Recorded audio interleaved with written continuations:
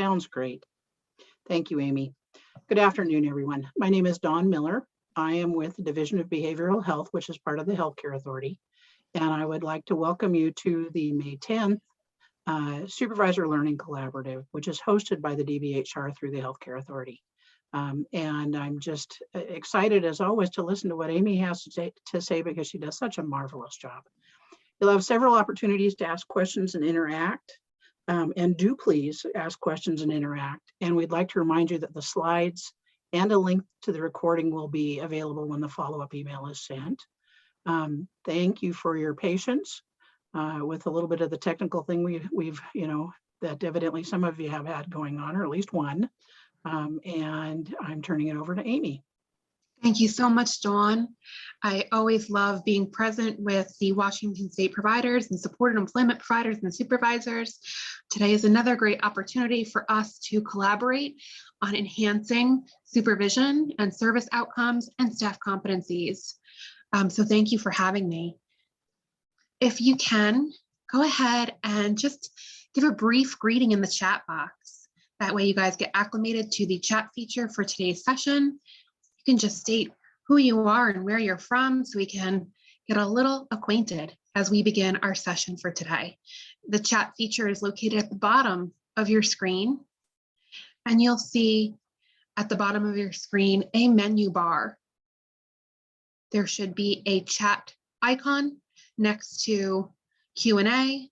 Go ahead and put your brief introduction there. Hey, Kyle, nice to virtually be with you today. Hey, Renee, Jennifer, welcome. So today's session, we are going to be looking, hey, Mariah and Brenda, we're going to be talking about language, and we're going to be exploring the language that we utilize in our service provision. Hey, Tanya. And we're going to be looking at language as a means for supporting service engagement, as well as assisting the development of identity. Hey, Jesse. Hey, Jeanette. Welcome. Thank you for joining today's session. So again, as Dawn noted, the session for today is being recorded, and you'll have the opportunity to utilize this video at a later date to refer back to it, to have the slides for your reference, supervision and service provision. Feel free to ask questions as we go through today's presentation. I've given everyone the feature of sharing with their mic, so please feel free. You can unmute yourself and share, or if you're comfortable, you could put it in the chat box or the Q&A. If you're not sharing, please feel free to keep that mic muted. That way, we can make sure that everyone has best audio for today's session. I want to emphasize for our meeting today that this is a knowledge share space, right, where we can ask questions, come and lead with our curiosity to be engaged. There's nothing worse than attending a training or a session where it's not, the content is not applicable to the work that we do. So please ask questions, engage with the content as you are seeing things that pique your interest, or you want to further clarify or chat further about, right? Additionally, we want to make sure that as we are engaged with each other and we are in discussion and dialogue, that we maintain respect for the complex and beautiful identities that we all hold. And I'm sure I'm preaching to the choir, but stigma-free zone. So for our first part of our discussion, I just want to check in. We met a couple weeks ago where we had a good, engaged discussion on marketing, the marketing of SE services, and what that looked like when you or your staff are out in the community and attempting to increase supported employment referrals through marketing efforts. We talked a lot about the barriers for referrals to supported employment. We looked at strategies for marketing supported employment, and we ended the session with a train the trainer supported employment referral presentation. So I am just curious, for those of you who were on last session, how did it go? Did you utilize the material? Are there any lingering questions? Did you begin to develop a marketing plan? Perhaps maybe someone tried and utilized the slides for the SE referral presentation. Please feel free to share with us your learnings, right? When shared with others, are our groups learning? So anyone from last week, question, comment, if you utilized it, how did it go? Again, you could put in the chat, or you can unmute. If you haven't, if you were present for last session and you haven't utilized the marketing materials and content from the session, and there were any barriers that you want to discuss, please feel free to put that in the chat as well. And as always, you have my email address where we can talk and troubleshoot about these particular issues or concerns. Thank you. For today's session, we're going to be looking at this person-first language approach to our communication and service provision. We're going to look at this concept of illness identity, as well as illness identity's impact on service provision in supported employment and supported education services. And we're going to look at developing a person-first language approach within our practice, if we're not already doing so.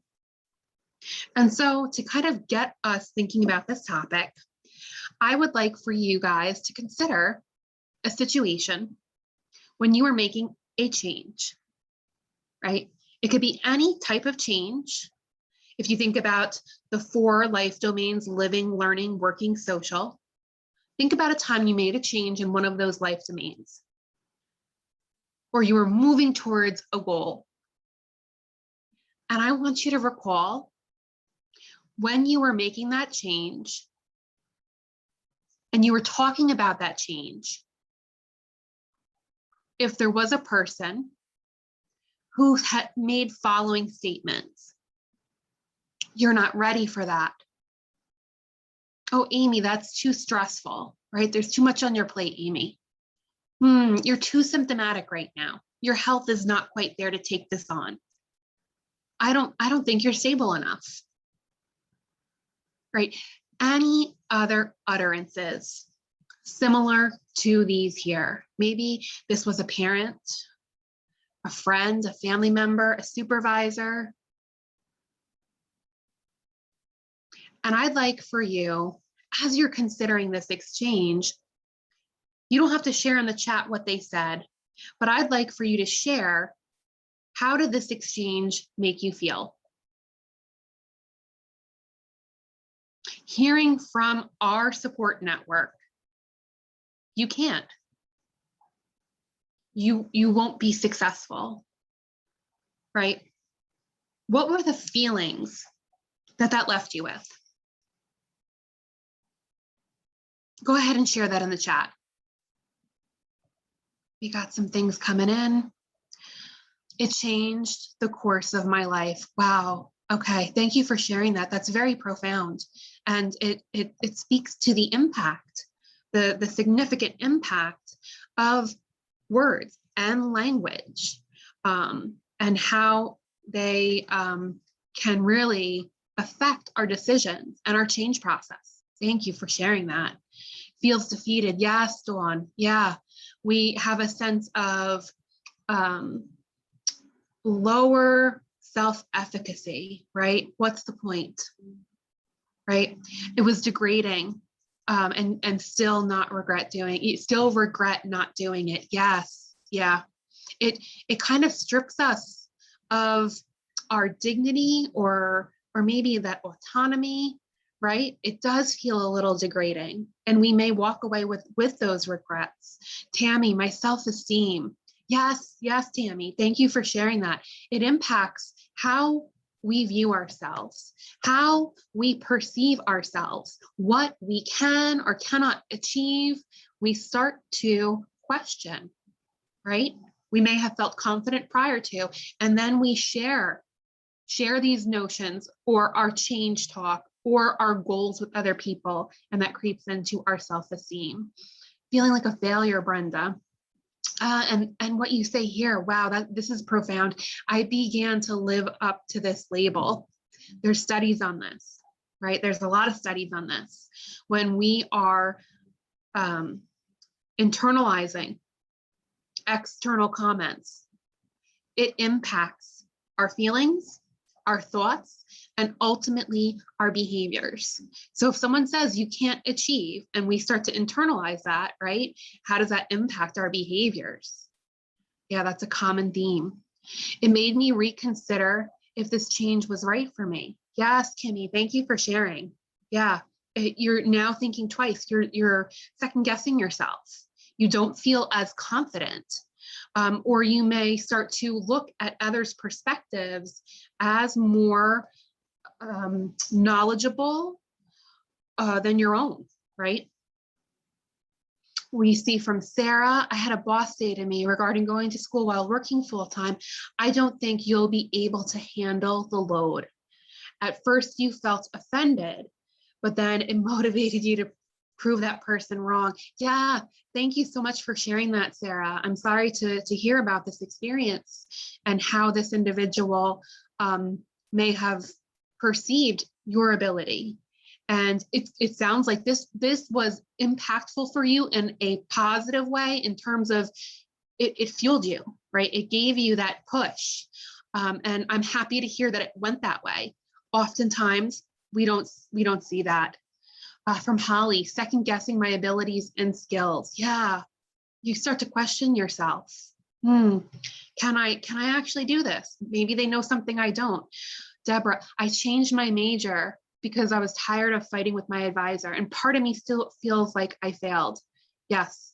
So you are recalling this experience and how it changed. Again, someone said that trajectory of their life. You changed that major and moved in a different direction. And it sounds like, Deborah, you walk around with, these thoughts of failure. Ironically, it was a professor in special. Yes. Oh, I'm so sorry to hear that.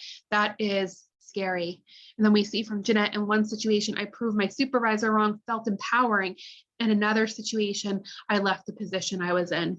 Yeah. So Jeanette, thank you for sharing that. It demonstrates that it could go either way, right? We could feel motivated, like another participant had shared, or we can be avoidant and not go after the goal, right? Or leave the situation completely, right? Avoid what that stressor is. So the reason we do this exercise is because, and I encourage you to do this exercise with your staff, words have significant impact and power. And when we are sharing our change process in the world of work, right? When we are working with people, our staff are working with people to go back to work, the practitioner, the provider, the SE specialist, whatever the title is, right? Their language is so critical and core. They put on a hat every day, right? They choose which hat they're going to wear.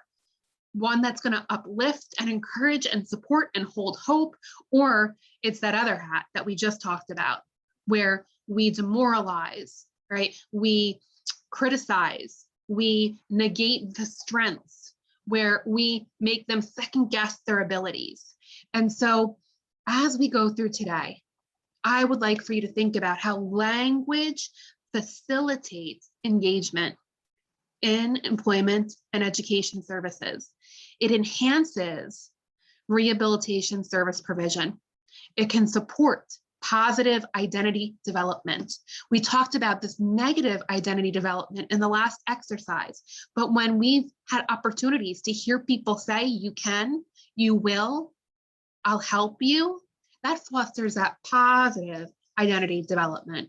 And it assists with advocacy and building self-advocacy.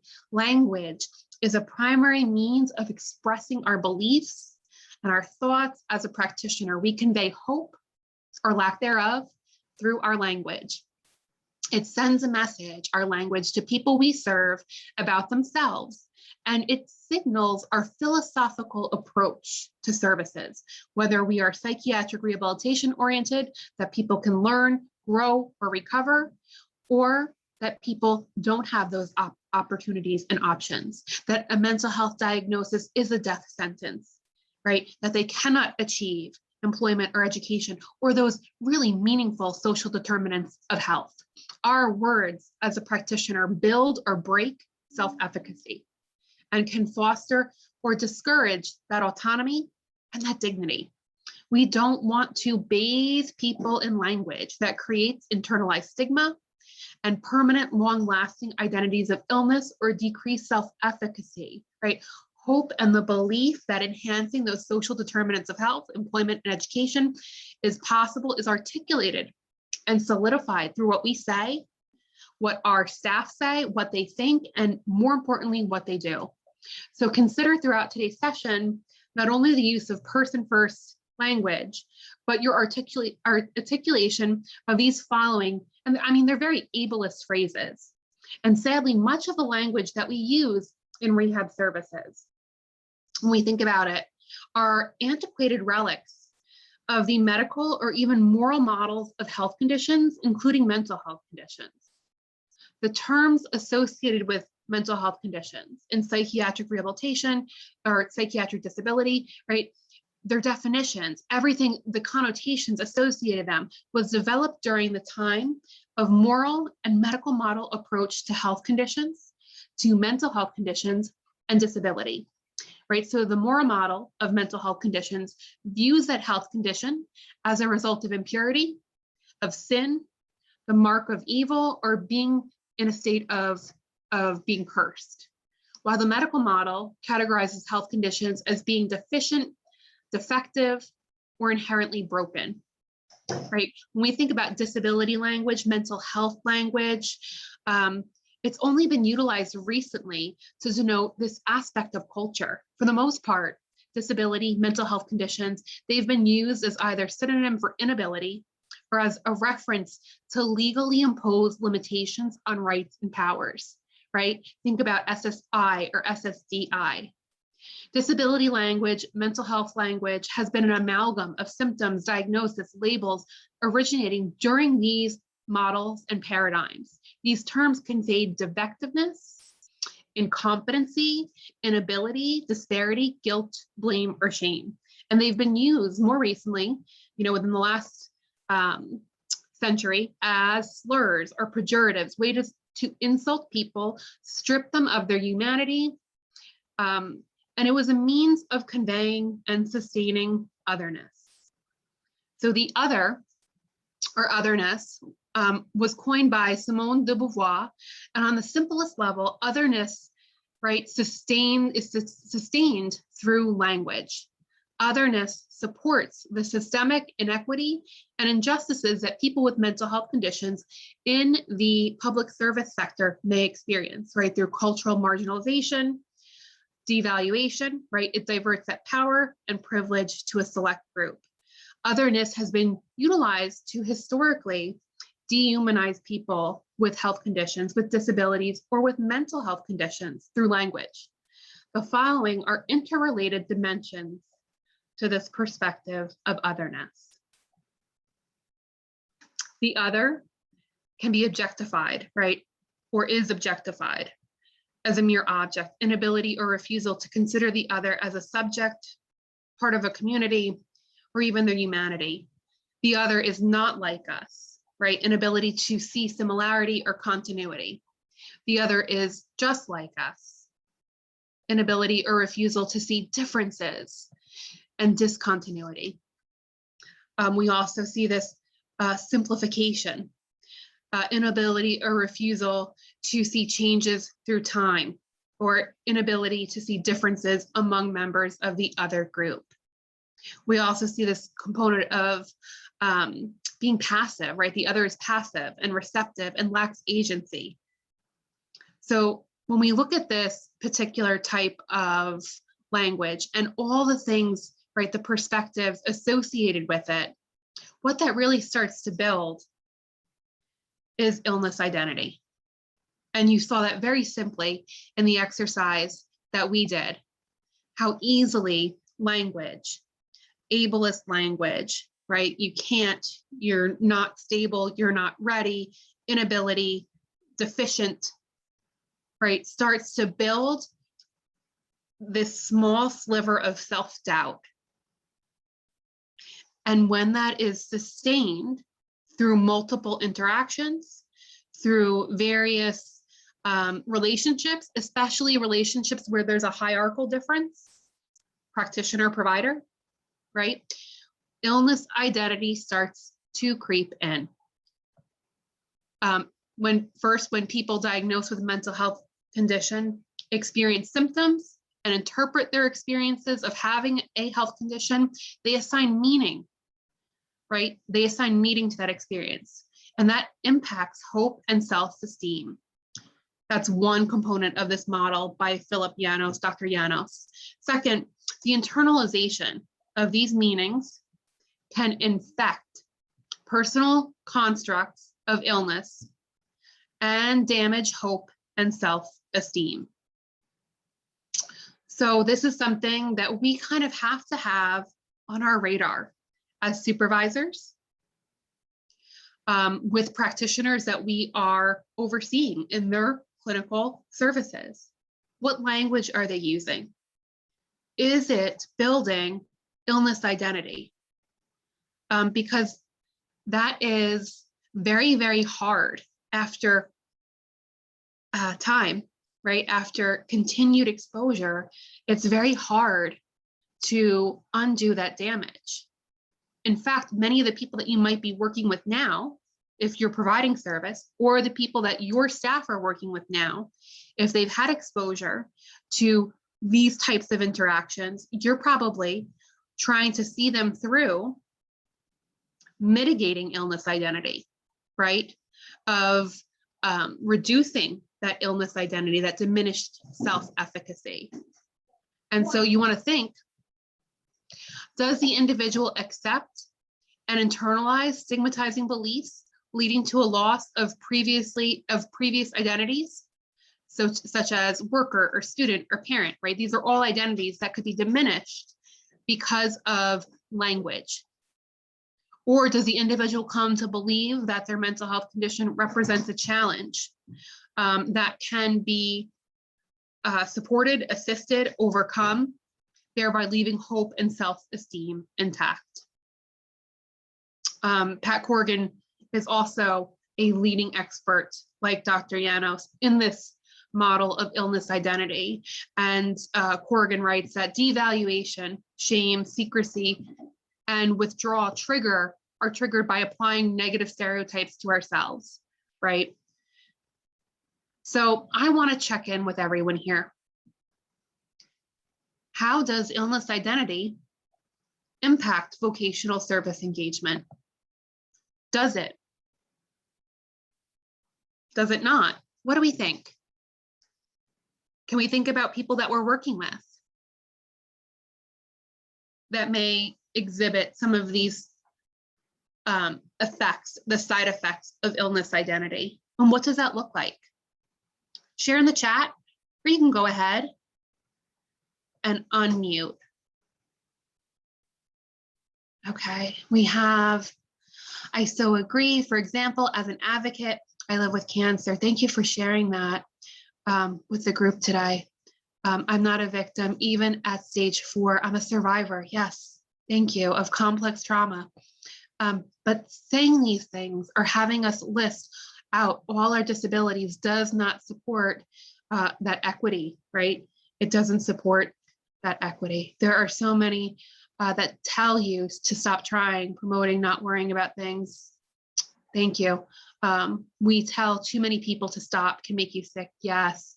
Thank you for sharing. Yes. I heard a lot of staff saying they're not ready.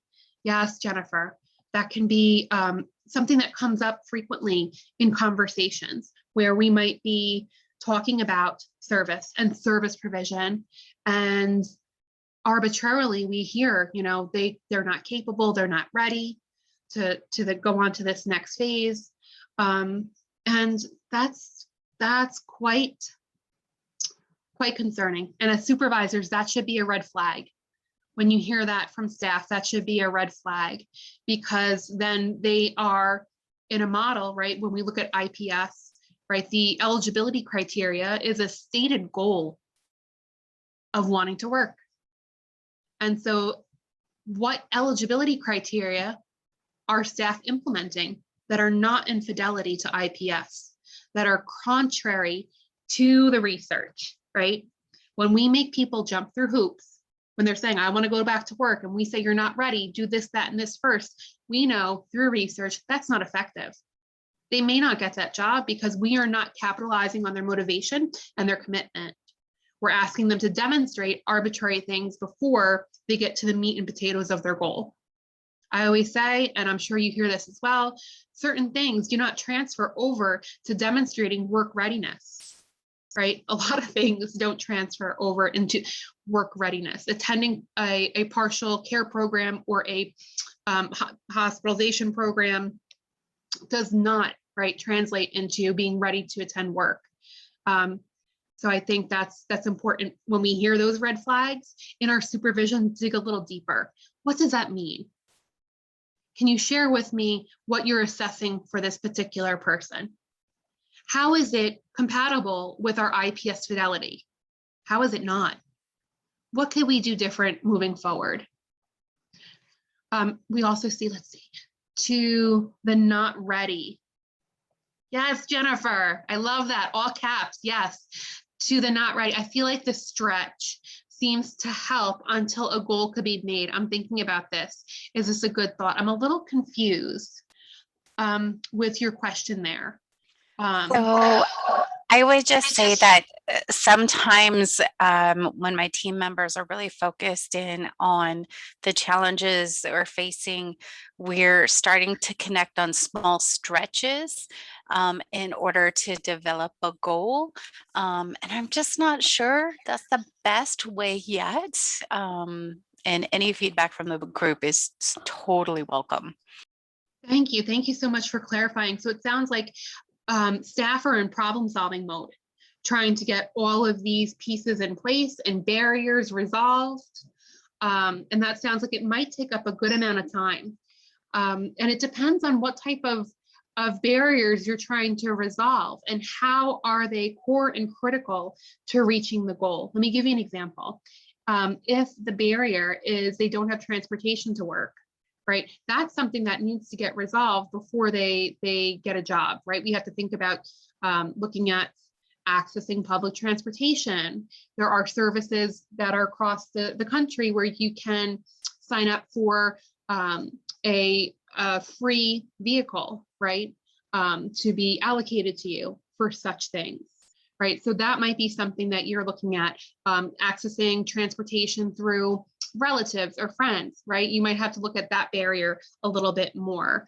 But if the person, let's say, is experiencing certain concerns with using substances, or they're not taking their medication as prescribed, in our model, in our IPS model, that person's work ready. We don't wait until they are X amount of days without using or engaged in a harm reduction program. We don't wait when they, that may never happen, right?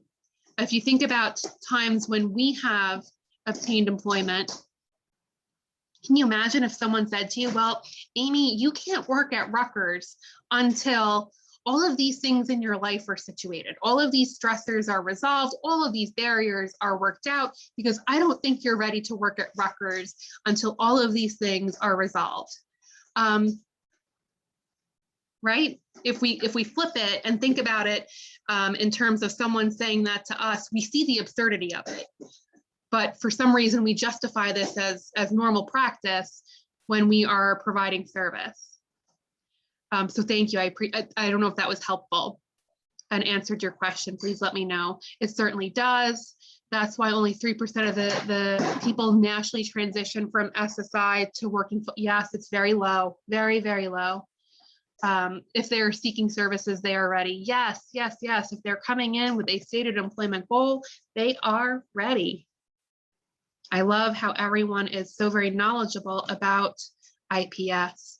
So in terms of that person first language, right, this was a direct response to these experiences and these injustices and inequity of this medical model paradigm, and the language that was used to disseminate it. Person first language was birthed through grassroots disability rights, mental health advocacy movements, and other disability advocacy movements that vehemently disavowed this medical model language, right? It wasn't a denial of their health condition. It was kind of pushing back on this model of language and service. So this disability rights advocacy movement began in the 60s, really started to mobilize in the 70s. And essentially these individuals who had a disability or mental health condition were tired of being systematically oppressed, stigmatized, marginalized, or even infantilized because of the presence of a health condition or a mental health condition. And so there were various coalitions that developed that were disability rights focus groups that were created and governed and administered by people with disabilities and mental health conditions. And these growing movements sought to empower individuals with a mental health condition, with a disability, by placing emphasis on their individuality, on their personhood, rather the ways in which society deemed them as lacking, incapable, or incompetent. And to kind of give context to this era, this was right around that time of deinstitutionalization. So there was an influx of people with mental health conditions coming into the communities that were reclaiming their humanity and building a strong advocacy movement to demand mental health rights, disability rights, right? These were very fierce medical model survivors that were reclaiming their autonomy and their dignity and their self-determination through this person first language and service provision model. Their frequent slogan or rallying cry was "nothing about us without us." And so this is where person first language comes from, right? It's the philosophy of putting the individual before the health condition, right? Person first language emphasizes not just this language component, but a person-centered, strength-based approach to service. So it goes deeper. It goes deeper than just our verbiage. It's how we approach our service, how staff in your vocational programs approach their service. So what does this look like in practice? It's person with instead of diagnosis first. So person with depression, person diagnosed with schizophrenia, instead of someone, oh, he's a bipolar, or they're a schizophrenic. I even cringe saying that word, right? It's always person, person, person with, person who has, person diagnosed. We refrain from saying person who struggles, person who suffers, person no, that all of that derogatory language is dropped. It's person with, right? And this is, again, a categorical denial and pushback on that medical model approach. It's coupled with this strengths-based approach to service. So what do I mean by strengths-based? And this is very much in line with psychiatric rehabilitation, as well as our IPS principles, right? Our supporter employment principles. First and foremost, the focus of the helping process is on strengths, interests, knowledge, and capabilities. So we want to know about who this individual is, what calls to them, what their preferences are, and how we can reflect that in services, right? We leverage those things to help the individual build an identity that encompasses positive attributes, skills, right? And again, this is very much in line with that psych rehab approach. Additionally, the relationship is collaborative, mutual. There's a partnership as opposed to a power differential. right? That medical model is very much a hierarchy where the counselor, the staff is here, and the person receiving service is here. And the counselor is like that omnipotent practitioner that knows best, that knows better than, that seemingly has a PhD in everyone who they are providing services to. And so this new principles of strength-based approach, right? And that person-first approach takes the exact opposite. We are working in tandem, collaboratively, right? Building a therapeutic alliance where there's that egalitarianism. We are equals, and I am walking with you through your journey. How can I be of assistance? I'm not leading you. We are side by side. Additionally, we see individuals being responsible for their own recovery. Again, affirming that they are in charge. They take the lead. We provide support. We can provide information. We can provide linkage and assistance and service. However, right, they are taking the lead.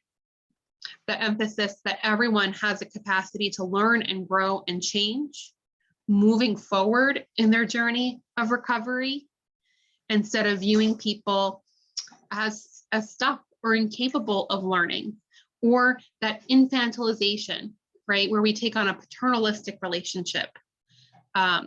They're not as much, the previous medical model looks at they're not as mature as their age, they don't have, they're lacking in, right? I should provide direct advice and steer the person in the direction, because otherwise, you know, how could they learn and grow and change? In the strength-based approach, we see activities occur in the natural setting.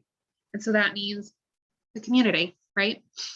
The entire community is viewed as an oasis of potential resources. So again, this person-first language approach was coupled with this new service modality or paradigm. And as we see, it can be super beneficial and instrumental for helping people to kind of ward off that illness identity. Right?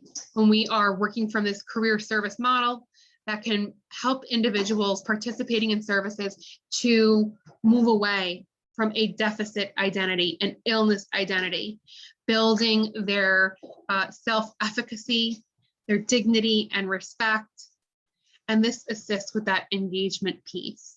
So making the shift from illness identity to positive role identity.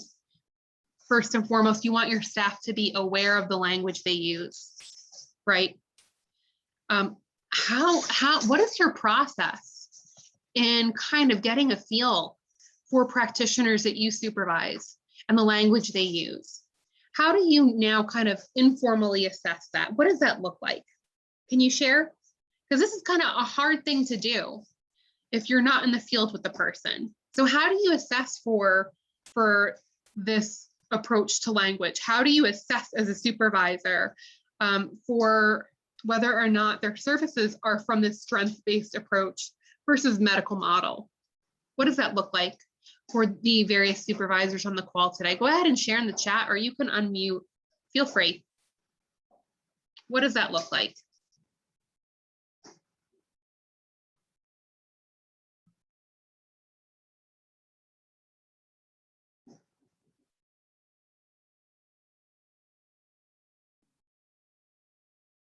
Okay, I'm not seeing anything come in yet. Please continue to add your responses if you're typing. But when you're thinking about this movement, right, from illness identity to positive role identity, we just be mindful. People coming into service might be used to very stigmatizing language, right, reinforcing. So the last thing we want to do is kind of like reinforce those identities through that stigmatizing ableist verbiage or language. We want to be person first, right? Families and other persons in the individual's lives may also use that language, reinforcing that illness identity. And when we are considering this, right? We want to be mindful of our adherence to person first language, not just verbally, not just when we're talking to the person receiving service, not just when we are speaking with collaborative providers, but also in writing. And that can be a challenge. That can be a big challenge because for our funding mechanisms, we have to demonstrate need, right? We have to have that golden thread in our documentation. So how do we write progress notes? How do we write goal plans? How do we write assessments that identify the need, the service need, while simultaneously not fostering illness identity, not coming from that medical model, right? How are we rehab and psych rehab and supported employment focused in our language, in our written documentation? I think I have something coming in from Holly. I don't supervise anyone yet, so I will be interested to hear others' responses. Yeah, thank you, Holly. We're waiting to see if we have any brave participants who want to share what that looks like. And I'm assuming there are no formal assessments that anyone's doing for assessing language. It's all done informally. And I would assume, to your point, Holly, what that looks like in practice, that might look like a supervisor listening during team meetings to see how people are discussing the services they're providing and more specifically the language they use to reference the people they're supporting, how they may, some of those red flags, right? If we hear some of those, the engagement in those red flags, right? Not ready, not able, so on and so forth, right? Very informal through team or individual supervision. And when we think about this, we want to encourage individuals participating in services, team members, family, others to consistently use the strength-based language. When you use strength-based language, when your staff use strength-based language, that therapeutic alliance builds. You see the person shifting, right, in their view of their identity, and you see these positive role identities building, right? The other thing is language should be consistent with the environment. So when we are working with someone who's looking for work, instead of saying, client, we can say job seeker, right? If we're working with someone who is employed, worker, right? If we're working with someone who is in school, student, I met with the student, right? When we were writing our progress notes. So again, language can be consistent with that environment and identify that role, that normative developmental role that they're engaging in, and refer to that person, right? Using that role in your paperwork, in your meetings, to emphasize that positive identity. So when we're looking at person first language, we want to consider some of the following. First example, case management. This can be very off-putting for people. Common comment that I have heard from individuals, caseload, case management. I'm not a case. I'm a person. I'm not a case, right? So not very person first focused. So what would you use instead? Okay, I see coming in the chat. Yes, dark humor. Yes, Dawn. Yes, that can creep in. There's always a grain of truth to that humor. Isn't that the case often, right? I had a complaint last week from someone with a concern about being called a customer. Yeah, they might not like that verbiage. And so when we use that roles, right, the role, to your point, like engaging in the role, worker, job seeker, student, we are just reflecting that normative developmental identity. From Kimmy at Peer Seattle, we make it clear that everyone here is an equal. I love that. That's beautiful. Thank you for sharing that. And we take it a little farther along in the journey. We also refer to individuals as members of our peer community. Nice. Thank you, Kimmy. So any takers on what we could utilize instead of case management? What that might look like, in your practice.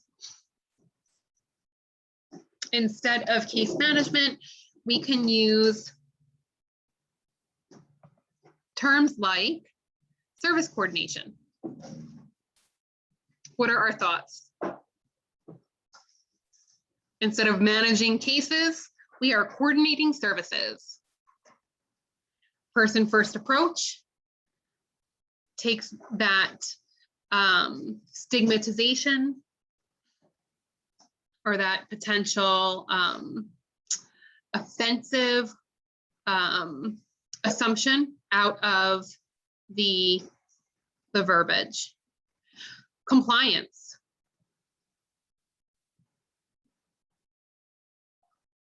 They're not compliant. This person's not complying with treatment. From Jennifer, I like it. I need to change job titles too. Yeah, that might be the case, right? We might want to rethink our verbiage in our office as it pertains to some of those things that we're sharing, right? Including job titles, including how we reference the people that we're working with, how we reference the individuals that all of the individuals that we are assigned to work with, right? So compliance, we can use other verbiage that's more meaningful, right? Compliance means like the person is passive, the person is required to listen blindly. And so we can say involvement, partnership, engagement, right? They're not engaged in services currently. Their engagement has decreased, right?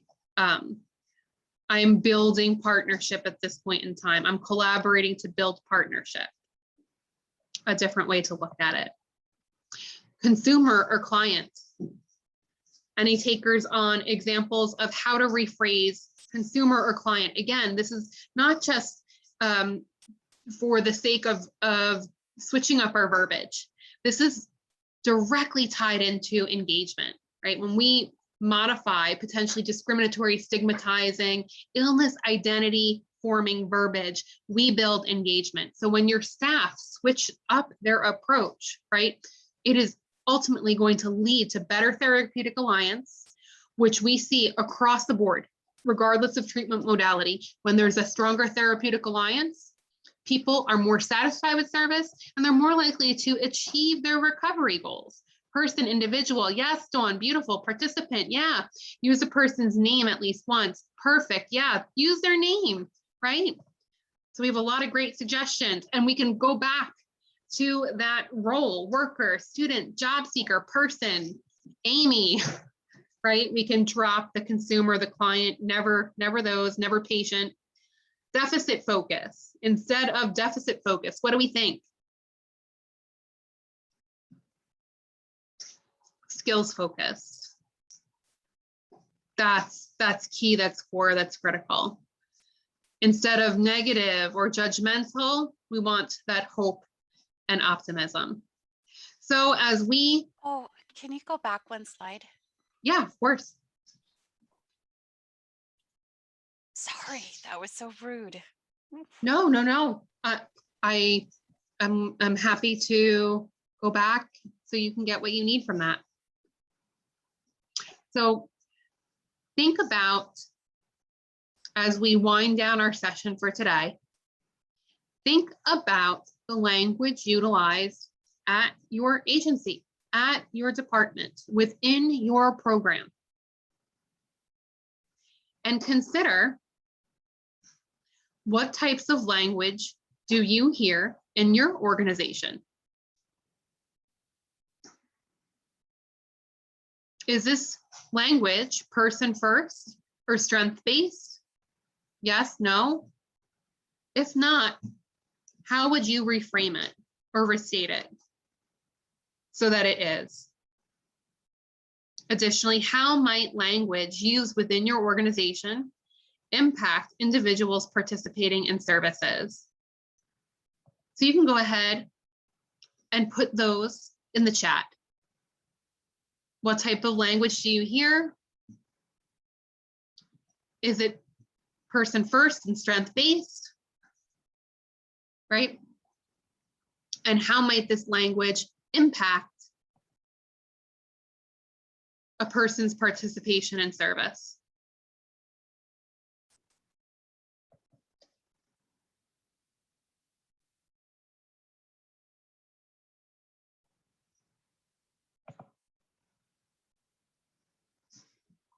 Okay, so I see some things coming in. It's compliance-based, balance the UI trust fund as well. Okay, thank you. Thank you for sharing. Yep. Yeah. So you have, in terms of that funding mechanism, right? Your language might be impacted by that funding mechanism. Okay, I'm seeing some things coming in at DSHS, a lot of acronyms that are confusing. Yeah, we're in our own verbiage, our own little acronyms here that may not have meaning to other people. So you tend to refer the program you work with as adult cash rather than ABD for aged, blind, disabled. Okay. So you're thank you for sharing that. You're switching up your verbiage and how you reference the program to kind of mirror that person first language. Okay, from Jen, I think Jennifer, yes. Mixed language. You think it's confusing for people coming and seeking services. Yeah, there can be that mix. And I think that's so important for supervisors on the call today, how you bring this session back, right? This recording, our PowerPoint, how you bring it back to your team and kind of have a dialogue and just checking in with your team. Where are we at? What are we using? What's everyone's thoughts on, right? What's the barrier for utilizing person first language? Are there barriers or strength-based services? I think that can give you a lot of information if you're looking to make those switches, again, in this effort to build that therapeutic alliance and chip away at that illness identity. People are more likely to look for employment when you are bolstering their self-efficacy through person first language, through strength-based services. From Sarah, we see, I had a tenant tell me he's 16 years sober, and I said, wow, that's an amazing accomplishment. Then he said, no, it's not an accomplishment. Should I have used a different word?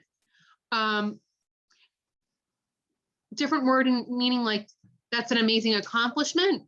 So it sounds like you went in for the affirmation and they did not agree with that affirmation. So, and that's okay. That's okay. As I learned, to utilize motivational interviewing practices and communication techniques, right? Sometimes we reach out to affirm, to validate, and it doesn't resonate. And we can just make that repair. Oh, I'm so sorry, I didn't hear that accurately. Tell me how you view this experience, right? What are your thoughts about this experience? I want to understand it better. Thank you for sharing that. From Jennifer, practice until it becomes a habit and model for, yes, Jennifer, yes, practice and model for others.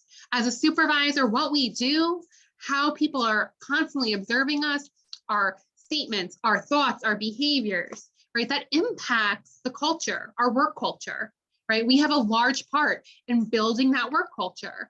And so as we model, right, we are building a different culture, one that is person first language approach, right? And one that is strength-based. Oh, Sarah, he said it was not a choice. Yeah. That can be something that people, feel in terms of reflecting on their achievement of or obtaining a certain number of years of sobriety, that they were stripped of choice in getting to that point. And so I think that's important, as you noted. How do you reflect that using language? And I'd mirror that person's language. How they view it, you reflect back in those words. Thank you for sharing. Jennifer, thank you so much for coming. Any questions? We're at the top of our hour, but I want to make sure that we have time for questions. Any questions about today's session? How to implement it? If you are, would you guys like to implement it? You can share that as well.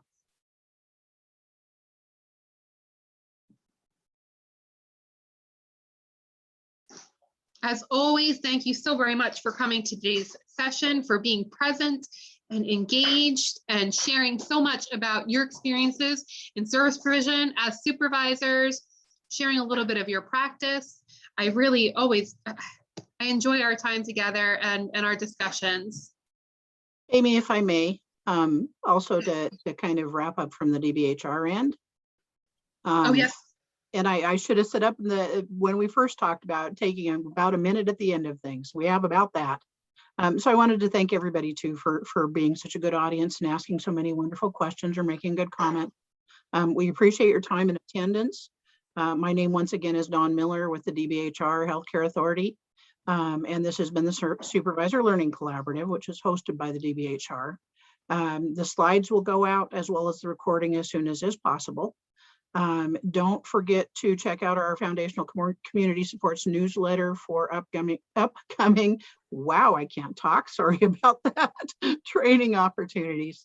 And if you have questions, obviously reach out to Amy for her content. If you have others, feel free to contact me or my counterpart, Darren Paskey, if you have questions about supported employment in Washington State. Thank you so much. Thank you, everyone. Have a great week. Thank you, Amy.